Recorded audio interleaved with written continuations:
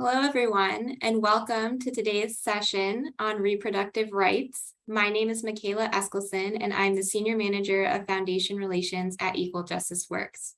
We're so grateful that you are able to join us for this panel this afternoon. If you would like to enable closed captioning, you can do so by selecting the closed captioning option at the bottom of your screen. Also, if you have any questions or comments for our panelists during the session, you can use the Q&A feature at the bottom of your screen, and our panelists will do their best to answer as many questions as possible toward the end of the session. As a reminder, this panel will run from 12 p.m. Eastern to 1 p.m. Eastern. The session will be recorded, and a recording link will be available tomorrow morning on the Grad Leaders platform. Without further ado, I am so excited to hand it over to our moderator, Rosann Mariappuram, who is the Executive Director at Jane's Due Process. Rosann, over to you. So much, McKayla. It's great to be here with everyone. My name is Rosann Mariappuram. I use she, her pronouns, and so I'm the Executive Director of Jane's Due Process, which is a nonprofit that helps anyone who's under 18 in Texas access birth control and abortion confidentially. But you don't want to hear about me, you want to hear about our amazing panelists.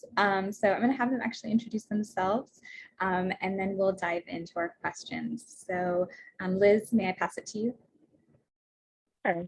Hi, my name is Liz Wagner. My pronouns are she, her. I'm the Senior Federal Policy Counsel at the Center for Reproductive Rights. We're a global human rights organization of lawyers and advocates who ensure reproductive rights are protected in law as fundamental human rights. As the Senior Federal Policy Counsel, I work closely with members of Congress and their staff, as well as the White House and administration on issues and national reproductive rights, health, and justice groups on issues that impact reproductive health care, but with especially a focus on abortion rights. Okay, and I want to name our interpreter is joining, so we might have to pause at some point, but in the meantime, we'll pass it over to Sabrina. Hi, everyone. Thank you so much for joining us. I'm so excited for you. I was a 2014 Equal Justice Works Fellow, so this whole time and exploration is very exciting. But my name is Sabrina Taluker.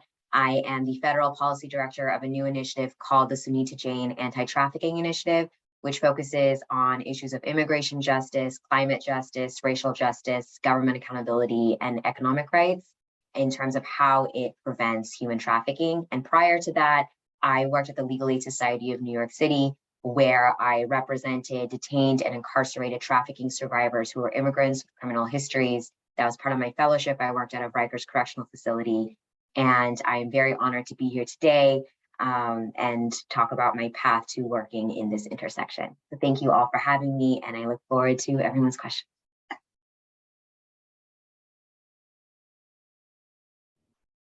Hi, Joy. So Joy's here for our interpretation. And Joy, if you need us to slow down or speak louder. Okay. MK, may I pass it to you? Hey y'all, my name is MK Anderson. My pronouns are they, them. I'm the Director of Development and Communications with the Feminist Women's Health Center. Development, you can just think of as a fancy way of saying fundraising. But for this panel, I'll be focusing a lot on my work in communications. If you don't know who Feminist Center is, we're a reproductive health rights and justice organization. So we provide direct medical services such as abortion care up to the legal limit, which is at the point that cardiac activity is detected in pregnancy in Georgia. We have a 6-week abortion ban. And we also do a lot of advocacy and education. So a lot of my work, especially now, is centered on communicating, public-facing communications about Georgia's legal landscape, the abortion landscape across the Southeast. Prior to this, I was an EJW fellow as well for 2019. I was also with a Legal Aid Society here in Atlanta. Feminist Center is also based in Atlanta. So I'm excited to talk a little bit about my journey, and thank you for having me on this panel. Thank you, everyone. So we know this is a panel that is for students and for everyone. So we wanted to start with a question about how folks got to their roles. So for panelists, how did each of you become involved in this work? What was your path to your current job? And I'm going to go in reverse order. So MK, would you mind starting us off? Yeah, sure. So I've been with Feminist Center actually since before I went to law school, and I found them because I had a lot of experiences that are negative that really colored my perception of health clinics and hospitals and health providers. I experienced a lot of medical racism. So I found Feminist Center because their mission is centered on patient experience and acknowledgement that bias exists in healthcare and medicine. And so I was very interested in getting involved with an organization that was combating some of the things that I saw in my own lived experience. So I started as an intern at Feminist Center in maybe like 2014, something like that. I was a political organizing intern.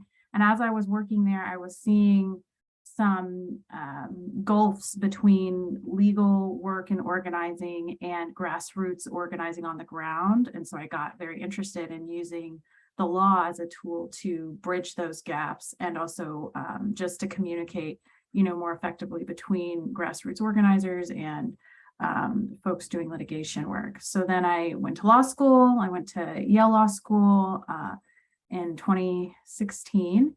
And I started getting really interested in other types of reproductive justice issues, especially around family regulation systems, so the child welfare system, public benefits law, and how that can affect people's ability to live the life that they want to lead.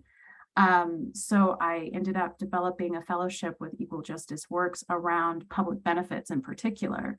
And I was really interested in closing access gaps with LGBTQ folks. So I started kind of thinking more expansively about reproductive justice, thinking of it beyond just the right to have an abortion, and thinking about it also as the right to and ability to live the life that you want to lead and have all the resources that you need to live that life successfully. So I started getting involved in that, and then the pandemic hit and my issue area exploded. All of the public benefits programs expanded drastically, and then you also had populations of people entering the programs that had never been there before. So I started seeing this huge need for communications that are public facing, also state facing, because Georgia wasn't very well equipped to handle a lot of these expansions and these programs. So I started getting very interested in communicating about the law and legislative changes. And I found myself going back to Feminist Center. I saw this communications role open up, and I'm pretty good friends with the executive director because we do have this history together of growing up in the organization. She kind of started where I did, and seeing her kind of, take leadership's been great.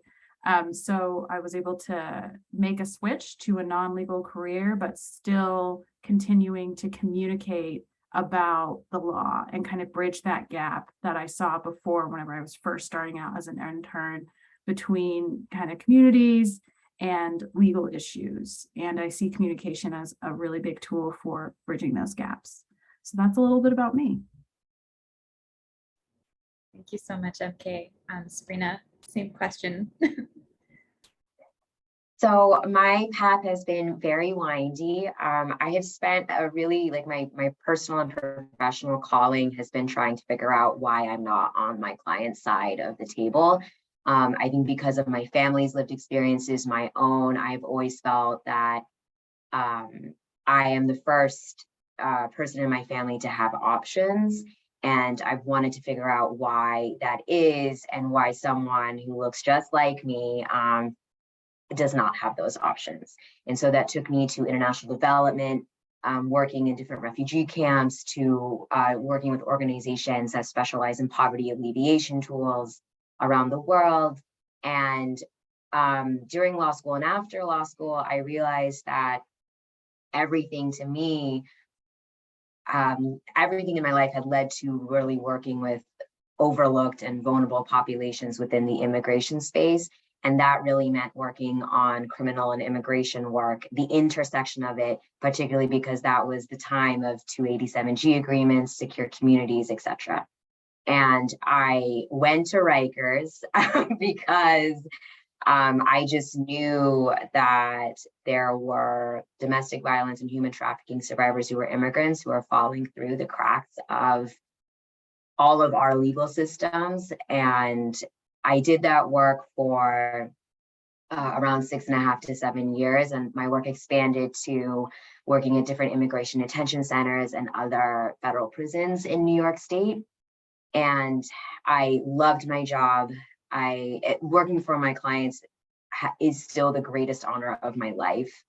And then the pandemic happened, and I had the opportunity to step back for the first time. I wasn't in Rikers or detained spaces, 3 or 4 times a week. I wasn't doing these like emergency cases and very scary appellate court systems. And I just had a moment to not be in that space. And when the Biden administration came, I realized that things were just much safer for my clients, that there didn't need to be someone who was highly specialized to represent trafficking survivors in these tricky legal procedural postures.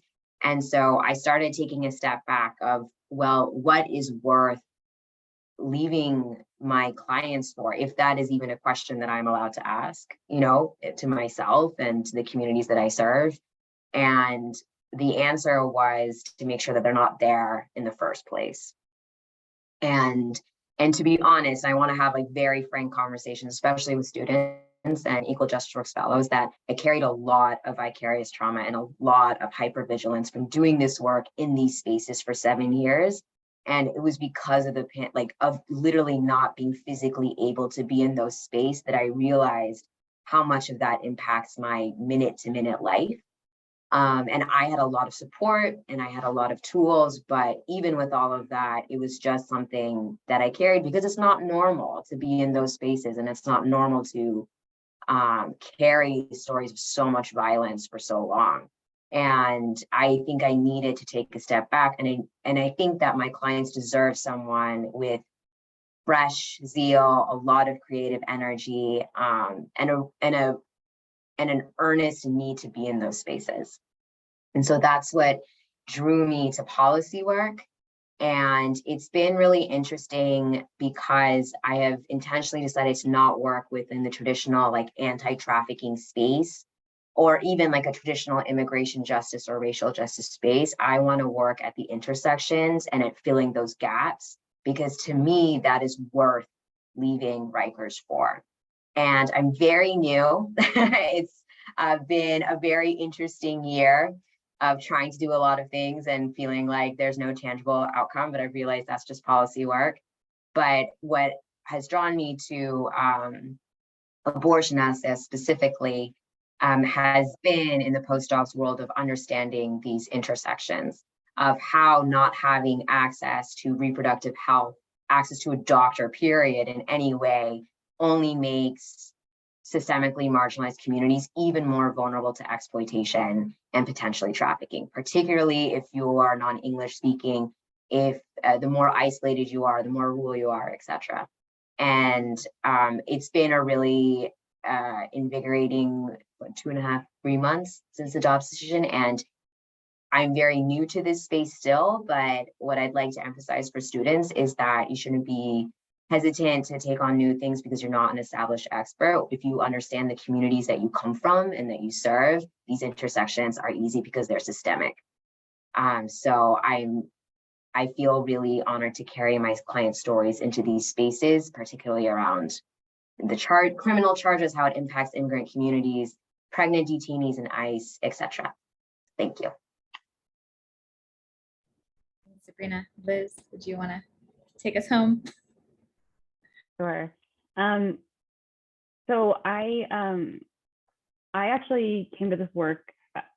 After college, I was working at a law firm, and I was doing a lot of cases that were very black and white. And I had the opportunity to do some pro bono work on a reproductive rights issue, and I was like, "Sure, that sounds interesting. I'm interested in that. Let's do that." And it ended up being a project for the center where I now work, specifically focused at documenting reproductive rights violations as human rights violations as shadow reports to the State Department in about 7 different countries across the world. And I had that sort of like flash of lightning where you're like, oh, this is what I can do for the rest of my life. And I also realized at the moment that if I really wanted to do that work, I needed more education, which is why I went to law school. And I went to law school at Tulane, which is in New Orleans, which was the first time I had ever lived in the South, which opened my eyes in a lot of different ways. But moving down there, I had a very different understanding of how people viewed abortion access than I think a lot of my classmates did. And I got very heavily involved with law students for reproductive justice, which is now If When How. And I started working at that chapter. I was the president for 2 years, but really trying to figure out ways that we could fit into the community, ways that we could function essentially as state level advocates, even though we were in law school, and ways that we could really create like lasting legacies. So we helped, do the legal writing and the research supporting the Louisiana Judicial Bypass Project. We also engaged really heavily in coalition dynamics and were involved in a 2014 attempt by the state to really restrict abortion care. And we were sort of able to come in and be like, we know how to do administrative advocacy. You have to have a hearing. We're going to call the press, and kind of got that canceled short term, which was very exciting. And when I graduated, like I knew I wanted to do this work, but I didn't know if I wanted to do it at the state level or the federal level. And I heard from a colleague that there was a congressional fellowship for law students called the Women's Congressional Policy Institute. And they did like a 9-month fellowship for grad students or law students who are either in their final year or recently graduated. And so I applied, and the way that program works, they basically paid your salary and set you up in a congressional office, working as like a policy expert. So they help you sort of like identify the short list of offices you would really be interested in working in, and then they talk to those offices and you have some conversations and you see if it's a good fit. I ended up working for Senator Patty Murray, who is the senator from Washington State, and I worked on her committee staff with the Health, Education, Labor, and Pensions Committee. I think that was a little different. Most of the fellows in that program worked as personal office staff. So that's a lot more sort of like constituent relationships, people calling and saying, I was sexually assaulted in 3 different hospitals and like that shouldn't be happening. And then, members would try and figure out what happened and see what kind of policies they could talk to people about, or hearing this issue is really important to me. I want you to vote on this issue, those kind of things. For me, working in the Health Committee meant that I was helping to sort of like drive at a slightly different level, because committees hold hearings, committees advance legislation. And so that was like a really fast learning environment about how to work with stakeholder groups, how to find alignment when you don't have the same goals or agreements, and especially how to connect with, say, advocacy organizations and people who are lobbying on issues, and also people working in the agencies, and how like different legal pieces all come together in legislation. One of the stakeholders I had worked with was the Center for Reproductive Rights, and they had a posting, and so I applied and got the offer the week before the 2016 election. And so I went into this job thinking this is going to be a lot of proactive work, a lot of like really thoughtful like things we can drive forward, and it ended up being extremely defensive, working with Congress trying to do really bad things over and over and over, and like an extremely sharp learning curve. But learning very quickly how to speak about legal issues to a non-legal audience, which is, I think, a lot of what policy is. And especially when you're working with members on the Hill, it's a lot of fairly young staff who understand the issues at the top level, but a lot of my job became translating litigation for Congress and saying, well, if this case goes this way, here's what that means, here's what that could mean. Also looking at legislation and saying, okay, well, if you should, if I see that this bill does X, Y, and Z, did you know that like this is the impact that you might have from that? You may not have thought that through. We might suggest an edit, that kind of back and forth. But a lot of it was defensive work for hearings, which also means like authoring testimony on the behalf of the center, submitting it saying, we oppose this bill moving forward. Sometimes it's working with experts who are testifying before Congress. It's a whole, and when you're working in a defensive space, you usually only have about a week's notice that that's happening. So it can be very fast paced and very sort of hard to get a feel for the flow. And then I think we had a major changeover with the new administration as well, because suddenly we had more ability to move things at a proactive level, but also we had a different body that we were working with more closely, just because like this administration is interested in advancing reproductive health and rights. And so figuring out ways that we could like provide TA or like engage on notice and comment issues where we're actually providing proactive suggestions for people moving forward, instead of just saying, hey, this thing you did violates the Administrative Procedures Act again. And so I think this has been like a very interesting time.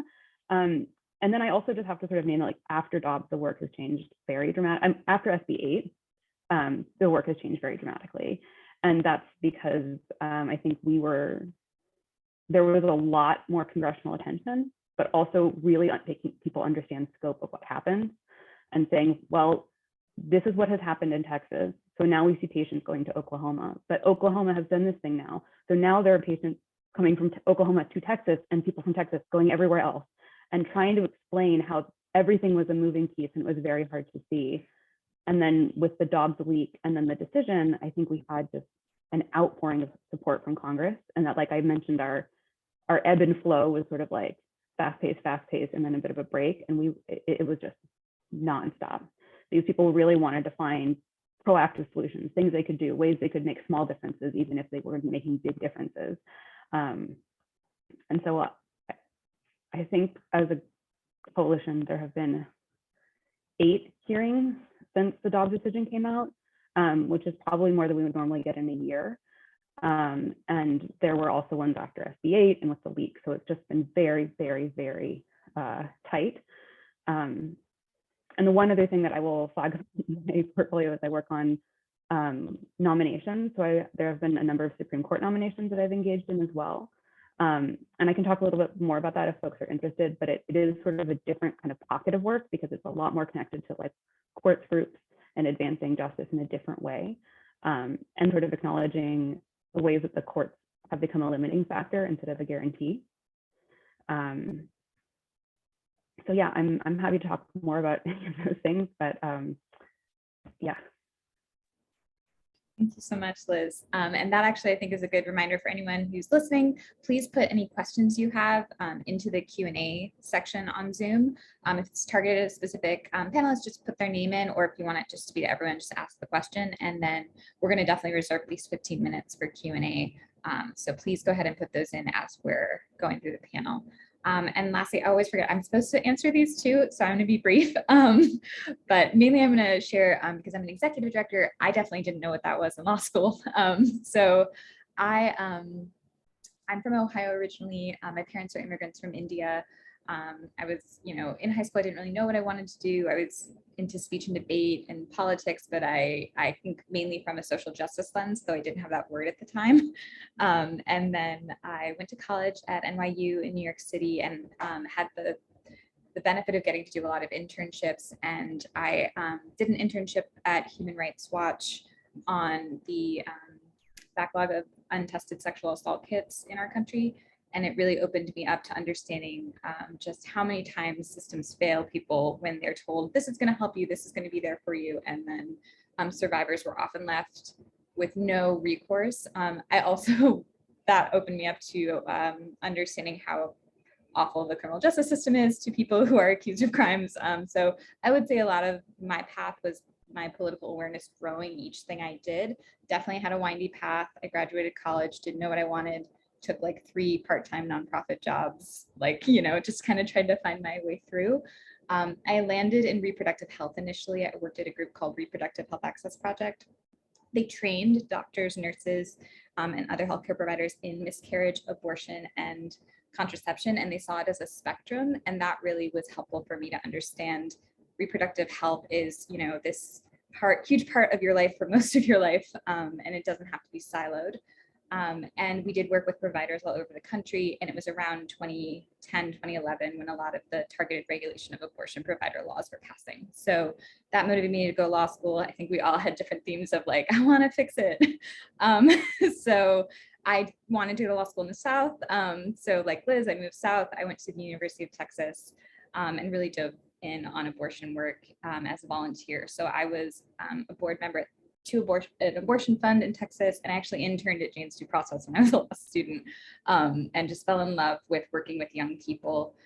Specifically at the time, Jane's Due Process helped anyone who was under 18 get an abortion confidentially through what is called the judicial bypass process, which means pregnant minors actually have to go speak with a judge, and Jane's Due Process provided free lawyers. We covered transportation to and from court, and also paid for the abortion care. And I just really loved meeting the young people who unfortunately had to go through this ridiculous, awful, stigmatizing process, but who were so strong and really taking charge of their own lives. And then I was actually an If When How fellow after law school. So that was my first job. If anyone's applying for that or wants to talk about it, happy to say more, but it's a great fellowship opportunity. It was a mix of policy and litigation. And I was in Seattle for about a year. And then Jane's Due Process actually had this job open up. And the biggest takeaway I had was I wasn't going to apply because I thought I'm like 1 year out of law school. How could I be this job? And executive directors do a mix of fundraising, management, and then also programmatic work. But I applied because folks at the organization urged me to, and I just really would say go for jobs you want, even if you think you're not experienced enough or like not there yet, because particularly I realized it's a youth services organization, and having younger people in leadership means a lot to our clients. So I'll pause there and switch us to our next question, which is a heavier one. So I'm actually not going to pick on anyone to answer because I don't want to force that. But if folks could talk about what is the impact of overturning Roe v. Wade in the communities you work with, and how has the Dobbs decision changed your specific work? And actually, I'm going to volunteer because I'll let people sit with it for a minute. But I do live in Texas and work in Texas. So we had been living under SB 8, the 6-week abortion ban, for, I actually can't do math, I think 9 months, almost, maybe more, when Dobbs happened. So I felt like we were a precursor and sort of like a glimpse of what was about to happen all over the country. It was awful. Like, I don't think any of us thought SB 8, the 6-week ban, was going to take effect. We thought the US Supreme Court would intervene, and they did not. And that to me was like probably a really hard moment as a lawyer, to see the sort of utter failure of the federal government in this like institution that law school had taught me to like revere. And I think watching the harm to young people was particularly challenging. It has been awful for everyone, but the first week of SB 8, the abortion rates in Texas for adults dropped by 50%. So that was just the first month. But that same first month, the abortion rate, if you were between 16 and 17, dropped by 70%. And if you were under 15, it dropped by 90%. So the takeaway we realized was that young people weren't getting out. It's so challenging for them to travel. Often, if they're keeping their pregnancy decision confidential, they have to miss school. They have to, explain being away for a day or two.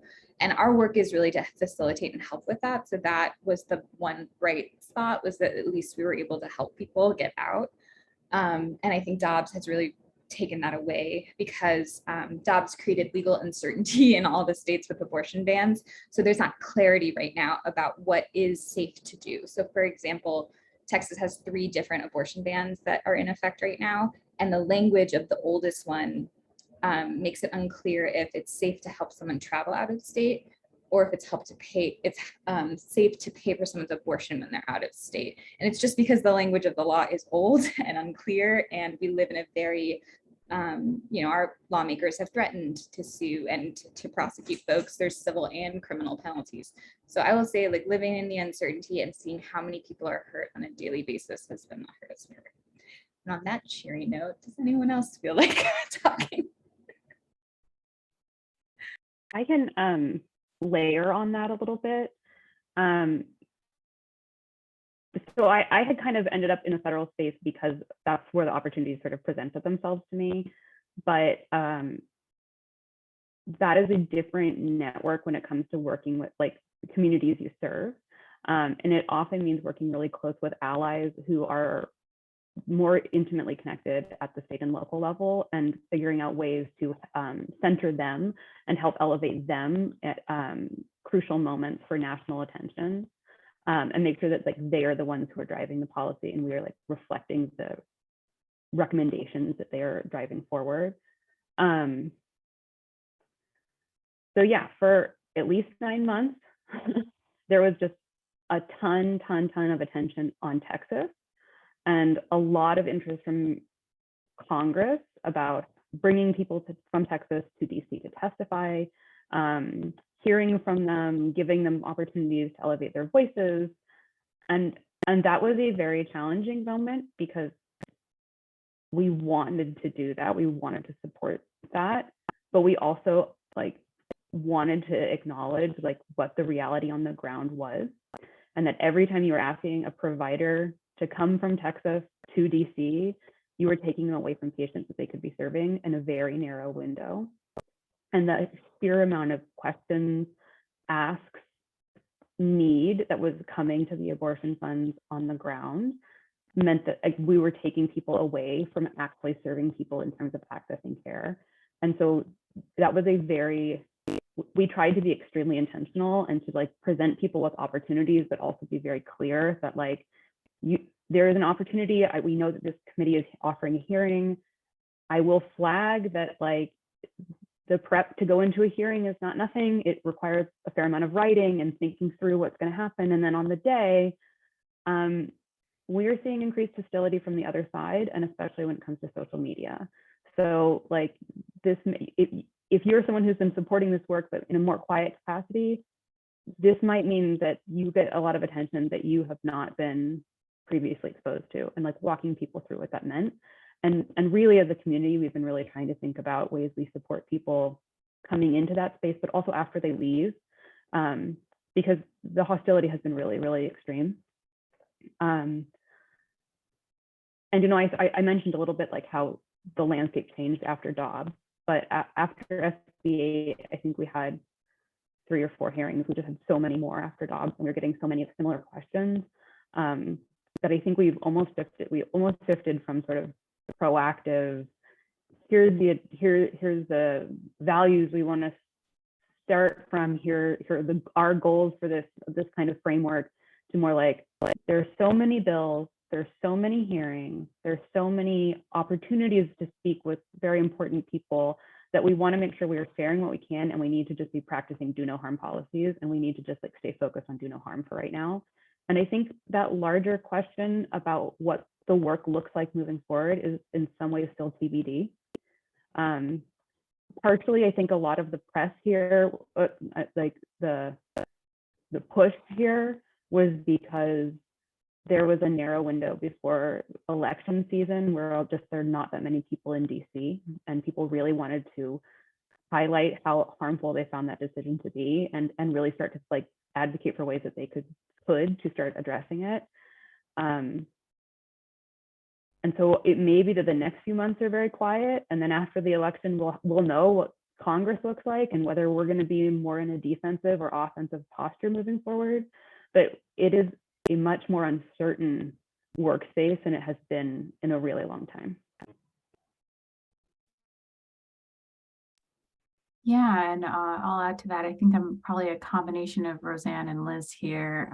So before Dobbs happened, we had a 6-week ban that was being litigated, and so it was under an injunction. So once Dobbs actually happened, there was a lot of confusion about whether Georgia's 6-week ban was immediately in effect, or would it be in effect soon? Was abortion completely banned? There was just a lot of confusion from the public, our supporters, and our patients. So we had phones ringing off the hook all day, people just, you know, wanting to know what their options are. So a lot of my work, even before Dobbs was decided, was preparing for that confusion and developing a lot of communications materials and campaigns to kind of clarify what was available at the time. And so there was this period of time right after Dobbs was decided where abortion was legal in Georgia up to 21 weeks and 6 days. And so within that time, our capacity to provide abortion kind of expanded and started including a lot of people from the Southeast who were in states that had trigger bans that were already in place. So we started getting a lot of patients coming from out of state or asking if they could come to Georgia to get an abortion because it was the closest state they could, have that option. So we had to kind of have a public facing strategy. We also had to talk to other providers in our state and make sure we're on the same page in terms of what is possible.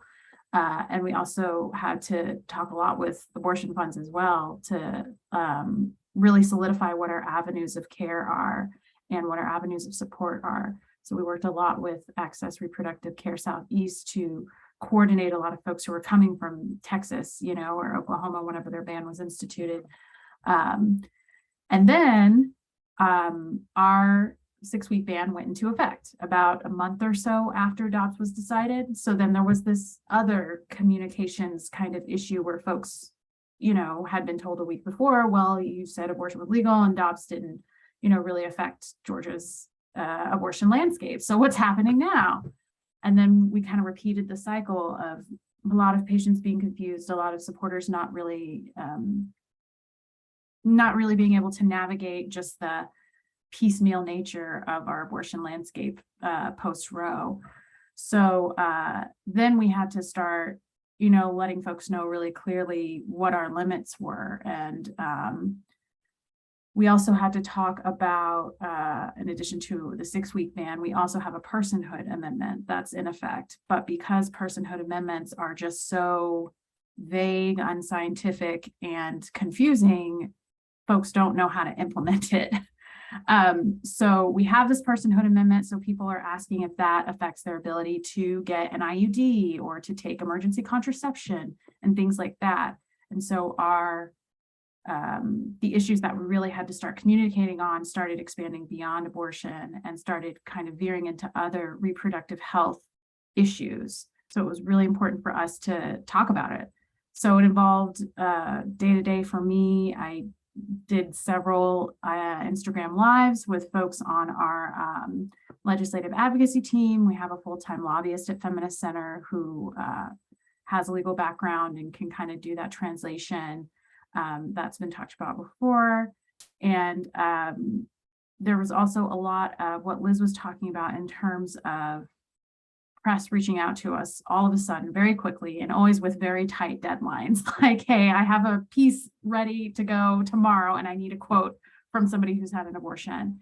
And, as an abortion provider, our patients' integrity and dignity is the center of our work. So like Liz was saying, it's really important for us to always center those folks and give folks options, but not kind of be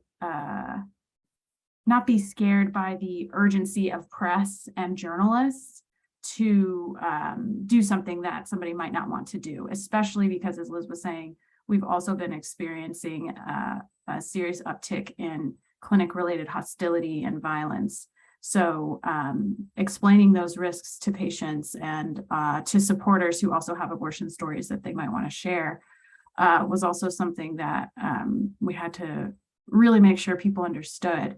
And so part of my role also became communications and then a little bit of security coordination, especially if you're talking about press conferences or things that are in public spaces. So we started really thinking about those protocols and making sure that folks were safe as they were, speaking their truth. So it became really, really difficult because we had things changing even after Dobbs in Georgia with our 6-week ban going into effect. But I will also say in Georgia, I'll just speak for Georgia, our abortion landscape has always been piecemeal, even whenever Roe was in place. And so I think it's really important to acknowledge that even with Roe as law, things were really hard for our patients and very confusing for people.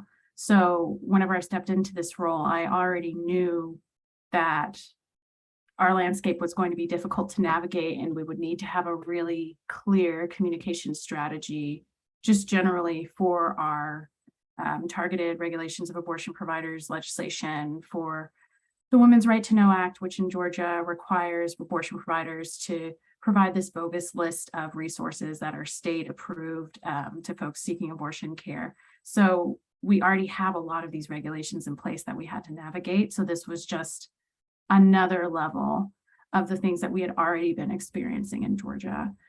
So it just kind of required some of the same things that we had been doing before, but on top of that, the security, and on top of that, also just the quickness of things changing overnight was another thing we weren't really anticipating. And we really weren't anticipating the 6-week ban to go into effect so quickly after the decision was made on its constitutionality. We were expecting it to take a couple weeks for the ruling to go into effect, because typically whenever a ruling is issued, there's an order that comes next, and that takes a couple weeks, but not in Georgia's case. The court explicitly stated that the 6-week ban was supposed to go into effect immediately, which meant we didn't have as much time as we thought we would. So these changes were coming really, really quickly. So that was definitely a challenge, and it continues to be a challenge as folks are trying to cobble together their care. So communications about what's happening in the Southeast and what people's options are and what people's safety options are is still extremely important. Thanks so much, MK. And Sabrina, if you want to take us with your answer, and then we'll open up for Q&A. Just a reminder, folks, put any questions you have in the Q&A feature. Sure, I'll go really quickly because I think the Q&A is the most important part, and I'm so excited to talk to folks about it. So I just want to be like super frank and clear that things haven't really changed that much for my clients post-Dobbs. That being an immigrant, being Black, Brown, Indigenous did not mean that you had meaningful access to abortion, particularly with folks with criminal histories, particularly people who couldn't afford a subway ticket, et cetera, et cetera. So the reality of my clients and the communities I serve, their actual ability to get an abortion or any kind of medical care or any kind of reproductive health was exceptionally limited, if at all. And what changed in my work was the criminalization aspect of it, particularly in navigating the intersection of the criminal and immigration system. So when someone is arrested in the criminal legal system, like what we see on TV by a cop, what if you are a non-citizen, like even if you have DACA, you're a green card holder, etc., that impacts your ability to proceed in getting to become a US citizen. It can render you inadmissible, meaning you can't be in the United States. It may render you deportable, meaning you have to leave the United States. So that landscape is something that I'm like laser focused on. What does it mean for someone who is aiding and abetting, who is charged for something that is abortion related, but not necessarily under the state criminal statute for abortion, right? And that is all unknown, but I think my role and the role of other advocates is to monitor the landscape, to work proactively with different federal agencies like ICE and federal working groups, White House working groups on what can be done, particularly with the Hyde Amendment, explicitly making statements that underscore that there are no consequences, which is something that DHS still has not done. All of these kinds of things. And so there's that one whole legal aspect of it, of filling these gaps of emphasis and monitoring the landscape. And there's a second aspect of it for me in particular, which is countering the GOP narrative around abortion and trafficking that state senators and local officials have, especially in the past year, emphasized that that the abortion industry helps trafficking or fosters conditions for continued sex trafficking, because obviously they don't know anything about labor trafficking because that deals mostly with immigrants. And countering that narrative and coming up with that communication strategy has been something that we're working on as well, because it's so different from, I think, what most policy folks do, what most communications folks do is not even countering the narrative, pushing forward the real narrative. And how do you do that with a population that is in danger, that is undocumented, about something that is so traumatizing, so triggering, etc. And I would say that for me, this has been a really invigorating moment because I have never felt like my clients could get abortions. So including people in the reproductive health narrative that traditionally haven't been, particularly criminalized populations, and starting coalitions that convene a lot of unlikely stakeholders has been just really invigorating for me. And for me, it's been a moment that where it makes sense that I'm not a direct service provider anymore, that I'm a policy director, because I can bring these conversations and explain these things to groups that may not have ever thought that, like, you know, I work with a data privacy specialist now when we're working on the American Data Privacy Protection Act, on how, you know, these tools, like, it's necessary for law enforcement to have limitations because they've traditionally been used against communities of color. And now it matters to the rest of the world, like data privacy from internet companies, because it's impacting what we consider like the mainstream regular American.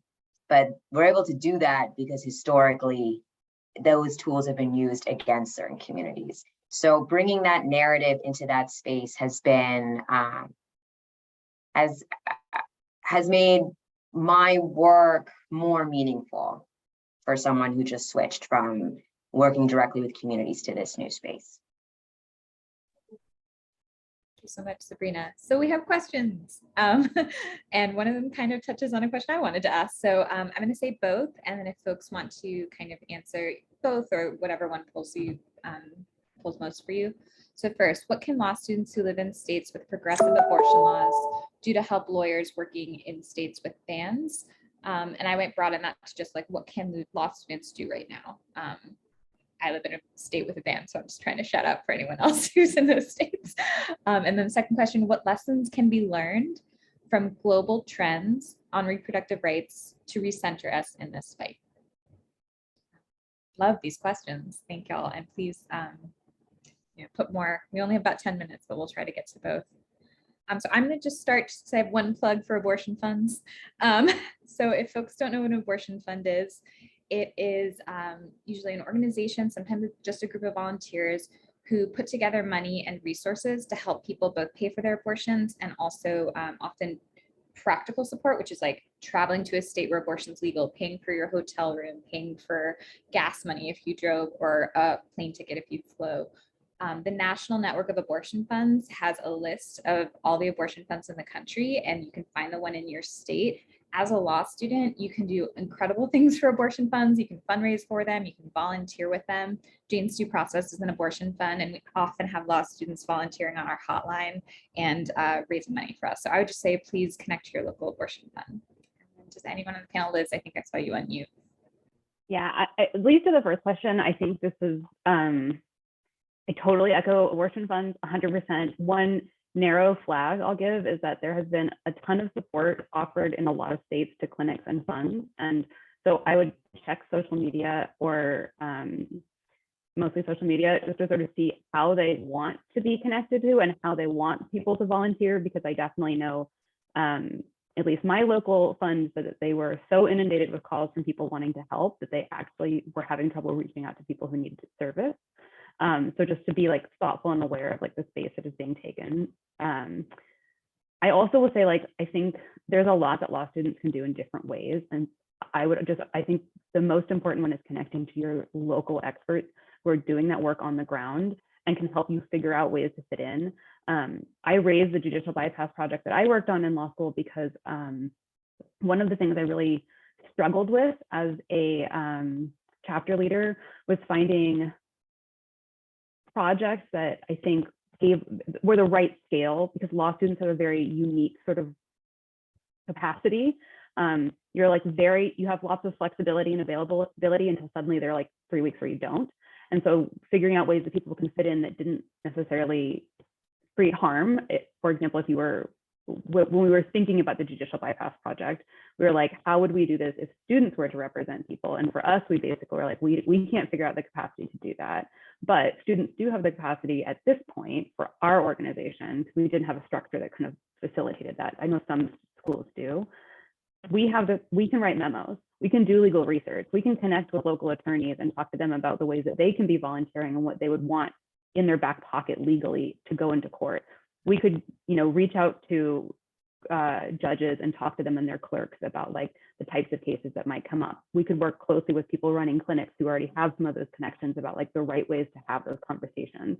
So like figuring out the scale of the support that you want to engage on, I think is really important, and being honest about your capacity, but then also figuring out what needs to be done that other people aren't doing and that they think needs to be done, and then working with them to get it through. I think that's really, really important.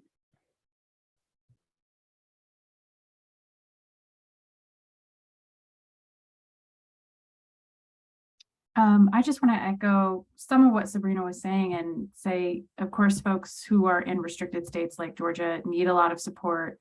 And also progressive states, just because there isn't an abortion ban doesn't mean that there aren't gaps in access.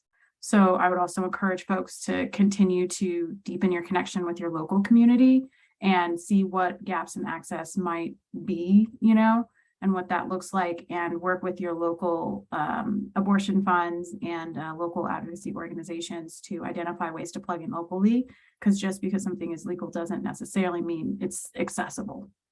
So. I think the only thing I would add is, law school is a lot, and being a law student is hard. And I think that no matter the work that you're in, the work that gets you that you're really excited about and fulfills you, I think I would try to develop an approach around intersectionality, that whatever the work is you're doing on behalf of populations that aren't in these spaces, that it absolutely connects to abortion access, to healthcare, to the reproductive rights movement. And you may be like really passionate about this post-obs landscape, but you may not be able to make it your everyday job. But that doesn't mean that you still can't push the issue both within your sphere and within this existing sphere. And I think I would really encourage law students to keep the momentum going. I think that might be like a problem 2 years from now, 3 years from now, as this becomes more a part of our everyday lives, that having those really difficult conversations with people in your classroom, with professors, at your internships, whatever spaces you are, is really important in just ensuring that people remember that this isn't normal. And this is something that is not right.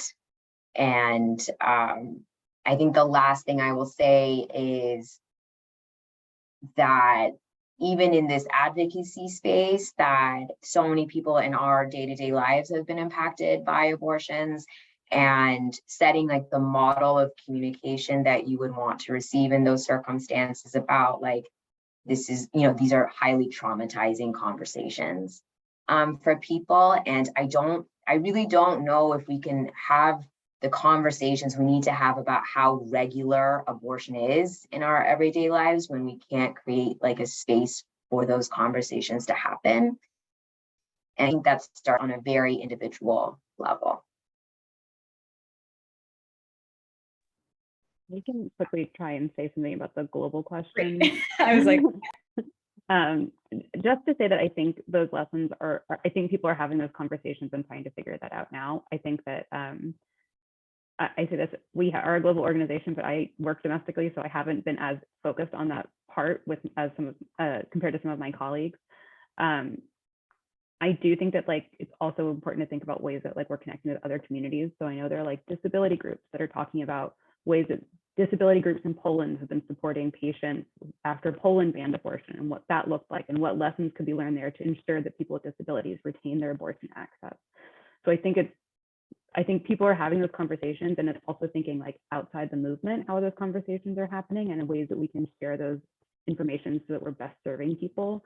I also like want to acknowledge there are some like really amazing international coalitions, like, and I'll name the Green Waves, but I also think like it's important that we don't appropriate that. And so ways, I think there's work happening now to think about how we are connecting to international allies so that we are coming together as true partners. But I think that work is beginning and it's not in a stage where it's easy to sort of like articulate in a couple quick sentences.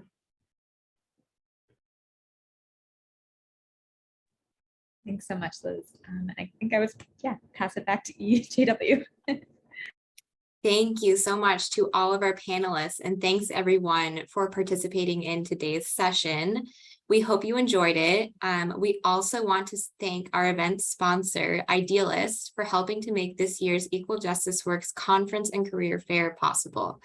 If you have any questions about this year's event or want to know more about how Equal Justice Works can help you launch your public interest career, you can reach out to our team at careerfair@equaljusticeworks.org. Thanks and enjoy the rest of the conference. Bye, everyone.